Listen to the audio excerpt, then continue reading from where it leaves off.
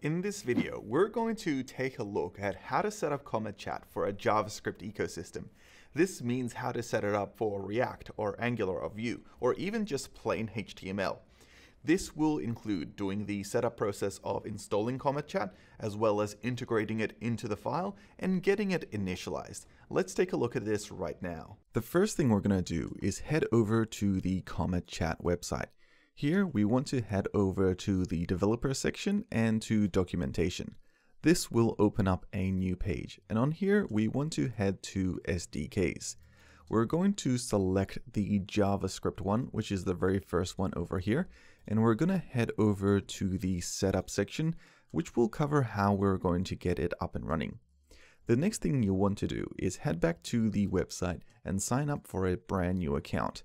I already have one, so I'm simply going to sign in. This will take you to the dashboard, and here you'll be able to create a brand new application. To do this, simply select the plus sign over here, give your application a name as well as a region, and we'll select a version 3 here.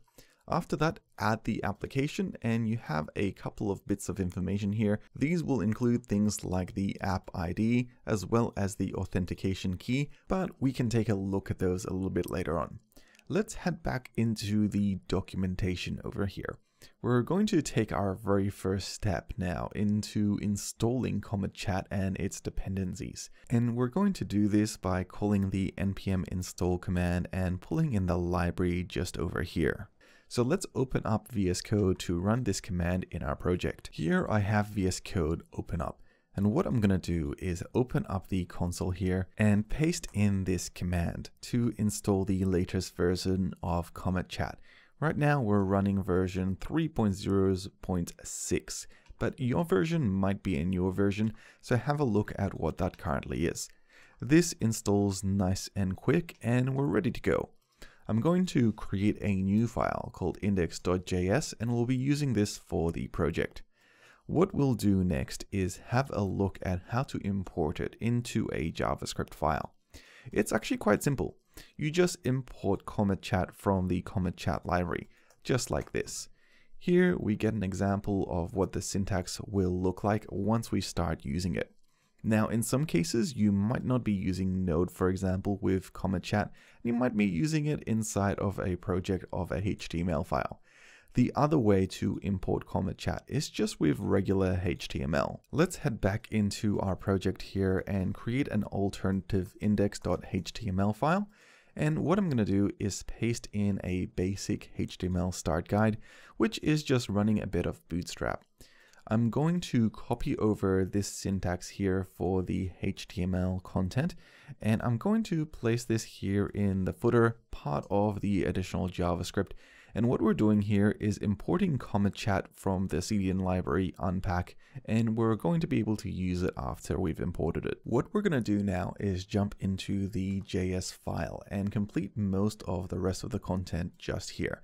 But once we're done, we can head back to the HTML file and paste most of this content in, and it'll work the same. Let's jump into the index.js file. Here, I'm going to pass in a few variables that I want to assign. The very first one is let app ID equal your ID. We'll fill this out a little bit later on. Next, add in app region, and here we want that to be your region. And we want let app settings equal new CometChat.app settings builder. This will create a new class object for us to use later when initializing.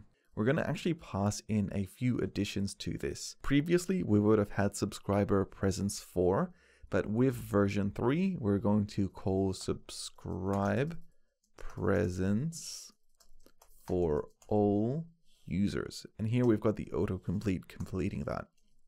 We're also going to pass in set region to the region variable we set earlier.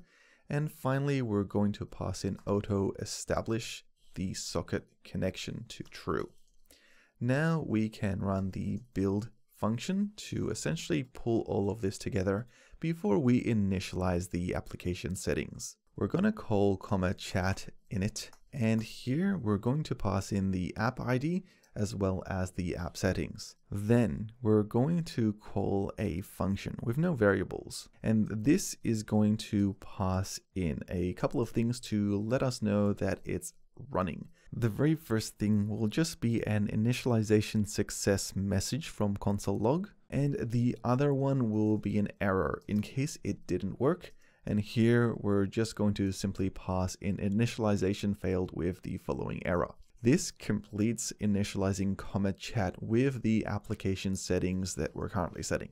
But we're missing one thing, which is the application ID and the region itself. So what we'll need to do is head back into the CometChat settings. We'll copy over the region here, which is currently set to US.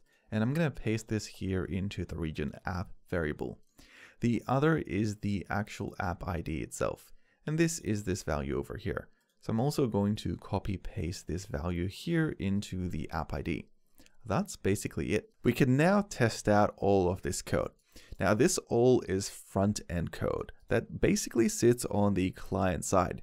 This means that normally you can use this code inside of a React application or a Vue or Angular application, but you can't use this using Node.js or on a backend. So just be aware of that. We are going to be putting this into our index.html file. So we're going to do this in two ways. The very first way is just to comment out this top line here, since we're already importing the script for CometChat, and just copy over this JavaScript syntax. Here in our JavaScript, I'm just going to pull up a new script tag here, which we'll pass in, and then we can simply paste in the settings that we've created. I'm going to hit save on that, and we're going to test these out by selecting to run a live server, which I've just got running as a plugin in the background. We've got this hello world that we've created, and if I open up the actual console here, we'll see that the script has loaded. It's got the text initialization successful, the same as in our JavaScript file. Another way we could run this script is by removing the manual code and actually importing the file that we're using. So in this case, we would simply be importing the index.js file. Let's hit save on that and jump back into our project over here. And I'm going to do a refresh, and you can see that initialization successful has still loaded up, which is great. If we remove this file and do a refresh, we see that there are no comments. So this means that the file is in fact working correctly. Now that we've got this up and running, let's take a quick look at the code to understand what's going on. We understand that we're setting an app ID and a region, which we're using further down in the file. This is just our own settings here. The next thing we're doing is setting a variable here for the app setting as a new class that we're setting over here. The actual subscription presence for all users is where we're basically representing the subscription type for the user presence, whether it's real-time online or offline or whatnot. The auto-establish socket connection is basically a Boolean value which we're passing as true or false. If it's true, it informs the SDK that the WebSocket connection is internally set. If it's false though, the SDK for that WebSocket connection is managed manually. This defaults to true normally if you don't add in a parameter, but I've put in true just so that you recognize that's what's happening. That's basically it. Then we're initializing the application. This is where passing in that app ID as well as the settings we've just created.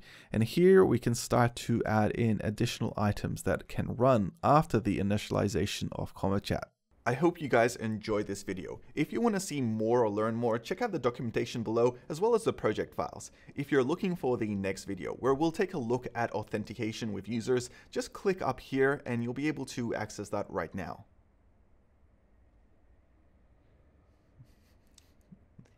Okay, see you later.